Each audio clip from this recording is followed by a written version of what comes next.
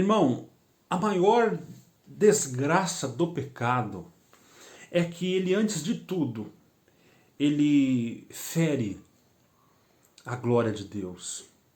Ele se opõe à glória de Deus. O pecado, ele rouba a glória de Deus. E o pecado, ele é maligno. Vou usar a expressão do apóstolo Paulo. Ele é excessivamente maligno, porque ele, primeiramente, ele rouba a glória de Deus. E por causa do próprio pecado no nosso coração, e por nós vivermos numa cultura de pecado onde tudo gira em torno do pecado, nós perdemos a dimensão dessas coisas. E muitas das vezes nós achamos que o problema do pecado é porque ele faz mal às pessoas, né? E realmente tem muitos... O pecado, ele causa a morte, né? O pecado, ele é uma desgraça para a raça humana, mas ele só é uma tragédia para o ser humano porque primeiro ele roubou a glória de Deus. Vamos pegar, por exemplo, primeiro o nosso pai Adão, né? Nosso pai, que eu digo, o pai da raça humana. O pecado dele não ofendeu ninguém. Ele comeu um fruto que Deus falou para ele não comer. Isso não ofendeu Eva, e só tinha Eva ali. Mas o pecado de Adão foi excessivamente maligno porque ele roubou a glória de Deus. Foi um ato de rebelião contra o próprio Deus e uma transgressão clara de uma ordem clara de Deus. E Deus o expulsou do jardim. Toda a desgraça que nós conhecemos no meio da raça humana vem daquele pecado. E nós não temos a dimensão do que é o pecado para Deus, né? Nós não sabemos o tamanho da ofensa que é a Deus. Nós só começamos a perceber o tamanho do pecado, e você vai ver muitas pessoas se revoltarem contra o pecado quando o pecado atinge pessoas, né? Quando, por exemplo, um bandido assalta o seu comércio. Aquele pecado chamado roubo, ele deixa você enfurecido, porque aquele pecado te atingiu, levou as tuas economias, te assaltou, né? Então as pessoas vão ficar doloridas. Olha, um dia de trabalho, um mês de trabalho, quantos anos demorei para conquistar isso e fui roubado. Então as pessoas ficam revoltadas contra o pecado do roubo. Então elas vão nas redes sociais e falam e gritam e protestam contra o quão horrível é esse pecado. Mas se você vê um casal de jovens em orgias, em fornicações, isso não te ofende muito, né? Porque não mexe com você. Não fez nenhum problema. São jovens curtindo a vida, até mesmo cristão. Eu não faço isso, mas também cada um vive a sua vida, não é? Isso não toca no coração delas, porque esse pecado das orgias, da fornicação, e eu estou dando um exemplo, ele rouba a glória de Deus e toca a honra de Deus e não me toca. E como eu não amo a Deus, eu amo pessoas, então para mim não importa. Tristemente, essa realidade, ele está muito claro e muito presente no meio daqueles que se dizem cristãos. E por que eu estou dizendo isso, amados? Porque eu falei num vídeo intitulado A CCB está melhorando, esse é o título do vídeo. Eu falei que eu tinha ali um compêndio, vários vídeos onde a liderança máxima dessa denominação, congregação cristã, tinha pregações horríveis, que vai claramente contra as verdades de Deus, contra as verdades apostólicas das quais os homens santos de Deus morreram. Uma delas é a salvação pela fé e a suficiência de Cristo, não é? E mesmo pessoas ali que compreenderam o Evangelho, ao invés de se irritarem contra essas pregações que roubam a glória de Deus, essas pregações herege, heresia é um dos pecados, ele se revolta de quem apresenta para eles a verdade, né? Porque é óbvio que essas pessoas elas amam mais a sua denominação do que a Deus. Elas não importam, né? Muitas pessoas vão dizer, quando você fala da verdade de Deus e mostra, por exemplo, uma heresia horrível que um ancião está pregando num púlpito, alguém vai dizer assim, irmão, olha, ele segue a vida dele, Entende? Ele vai pregar o que ele quiser e no final ele vai dar conta diante de Deus. Eu não estou nem aí, eu estou congregando. O que ele quer dizer é assim, eu não estou nem aí se a glória de Deus está sendo roubada. Se esses homens desonram a Deus com as suas pregações, eu não estou nem aí, eu não me importo com isso. Mas se entrar um bandido na casa dele de noite e roubar, ou melhor, se um irmão desse, se um ancião desse, comprar um carro dele e sumir com um carro e não pagar o carro dele, ele vai se revoltar contra um ancião. E ele vai ficar indignado contra um ancião. Aonde se pode um homem cometer um pecado desse, passar um coitado como eu para trás? Ele vai se indignar. Porque esse pecado feriu as suas economias e o seu financeiro. Mas quando o pecado do ancião fere a glória de Deus, é ele Deus. Eu vou vir congregar, não importa. Isso é natural de homens que não amam a Deus. E nessa seita, por exemplo, eles amam as suas denominações, né? Eles amam a religião porque faz parte do seu orgulho. A minha igreja é a verdadeira. Isso é, na verdade, ela ama a si mesmo. E quando alguém toca a sua religião, eles se alvoroçam, eles se irritam. Isso não foi diferente no tempo dos fariseus e não será diferente. Mas quando alguém fere a glória de Deus e comete um pecado, por exemplo, da heresia, e pregar coisas absurdas, como eu tenho os vídeos desses anciãos pregando coisas horríveis, as pessoas, muitas delas vão dizer, quem é esse camarada para expor isso? Todo mundo tem erros.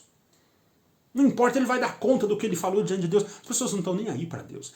É óbvio, porque elas amam pessoas, amam a si mesmo, e não tem nada por Deus. E por causa desse amor a si mesmo, essas pessoas se levantam naturalmente contra quem ama o Senhor.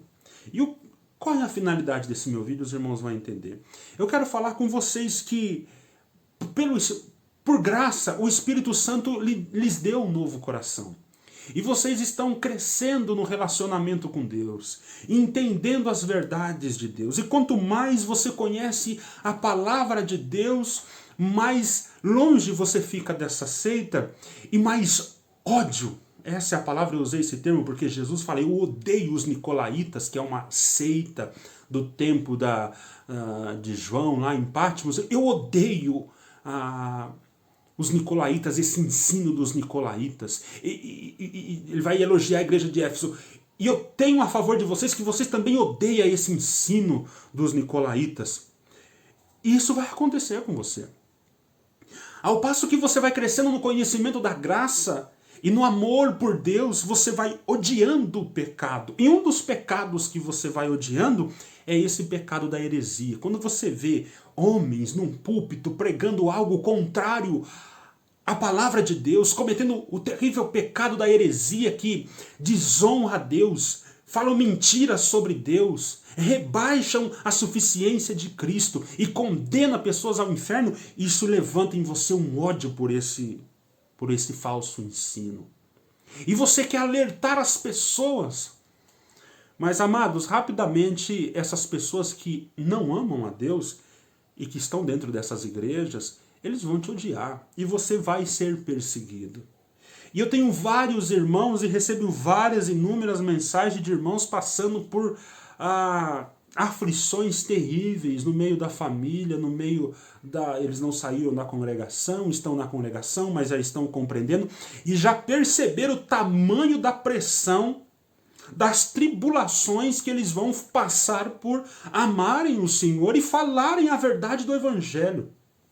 Essas pessoas serão odiadas e elas vêm falar comigo num desespero. O que eu faço, irmão Fernando? Teve vários casos de irmãos virem falar para mim, irmão, eu parei.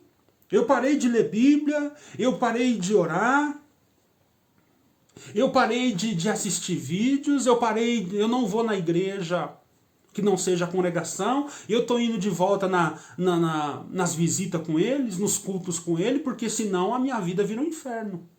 Você acha que eu estou errando, irmão Fernando?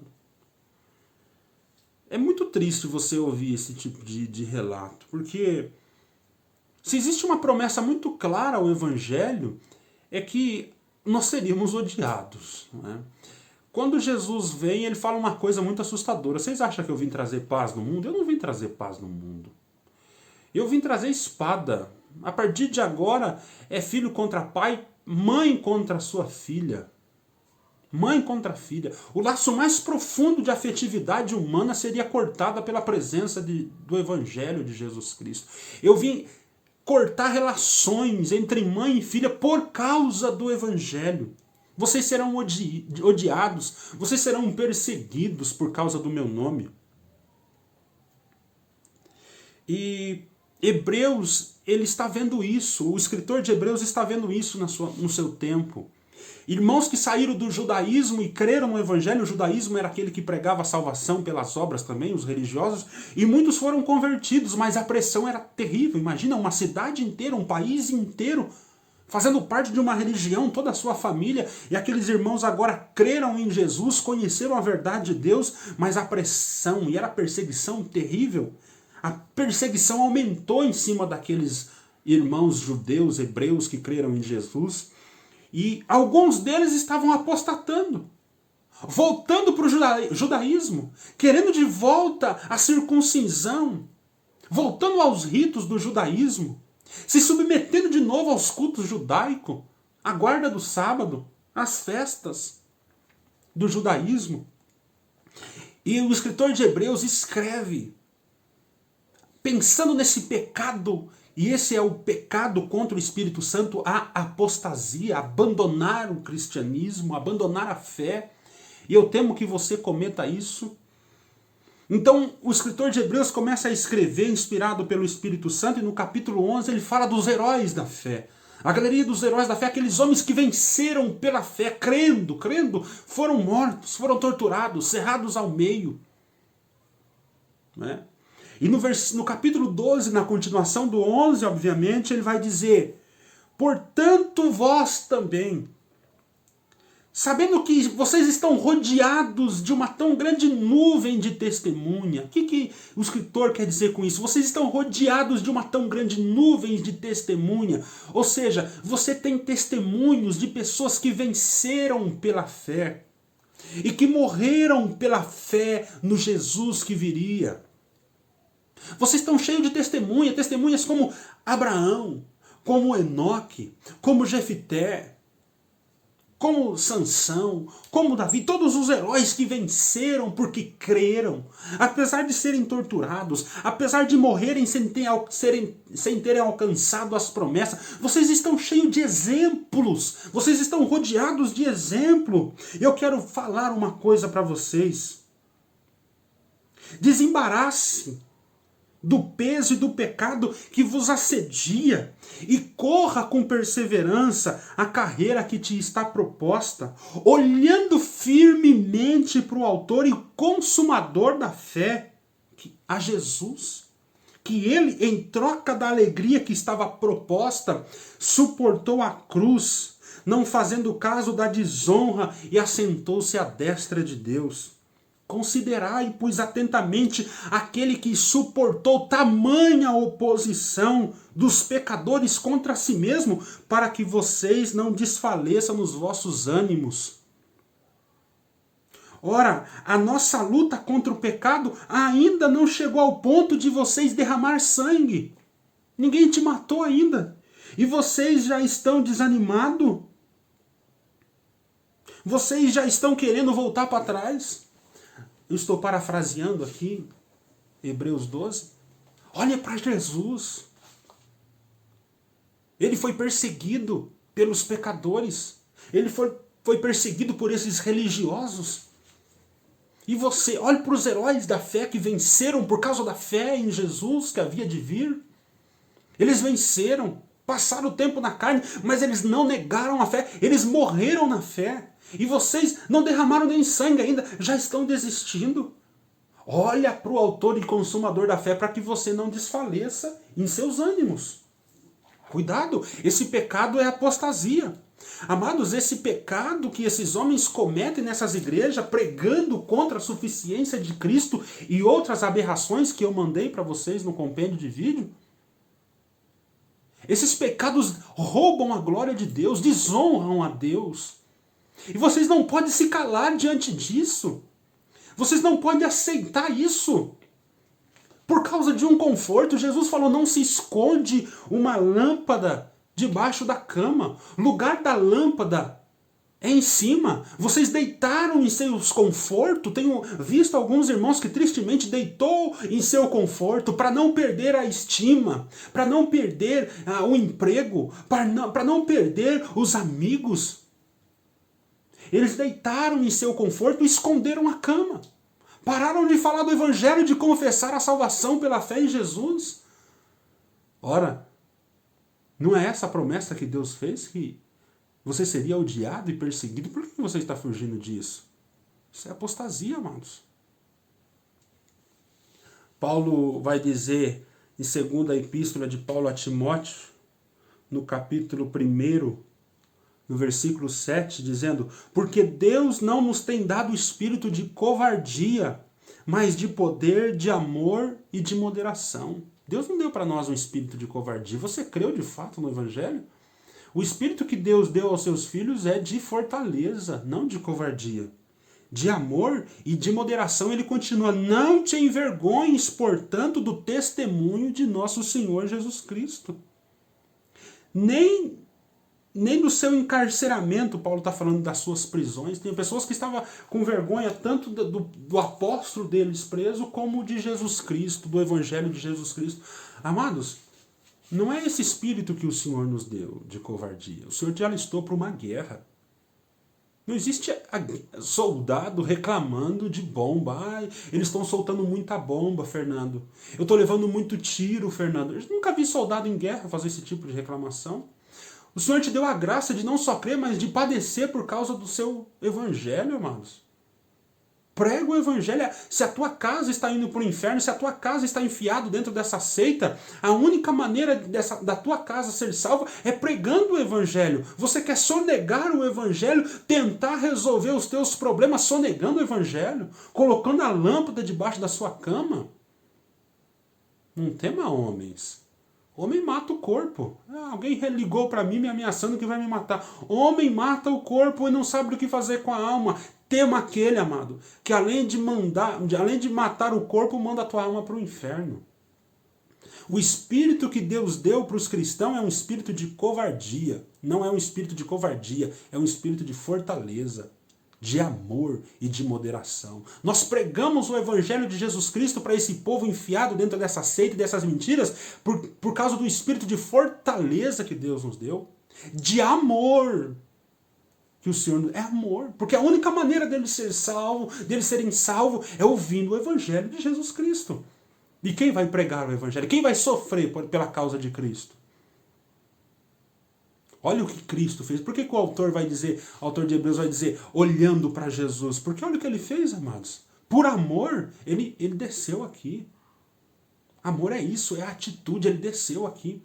Ele sofreu perseguição até a morte. Ele foi assassinado naquela cruz. Se você olhar para Jesus, você não vai sonegar o evangelho. E se você não sonegar o evangelho, você vai ser odiado.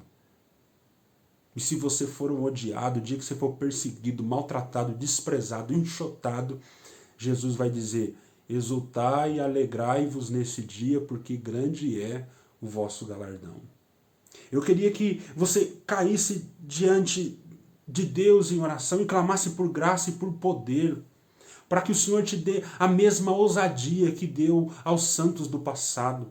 Nós estamos cercados e rodeados de uma tão grande nuvem de testemunha de homens que venceram pela fé e foram cheios desse espírito, desse poder para pregar diante de Roma, como Martinho Lutero, como John Wycliffe, como Knox e vários, Jerônimo Savonarola, homens do tempo apostólico, Paulo, Tiago, João, mortes horríveis.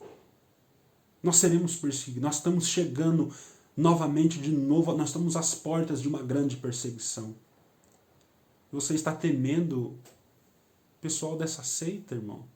Vem vindo coisa muito pior aí.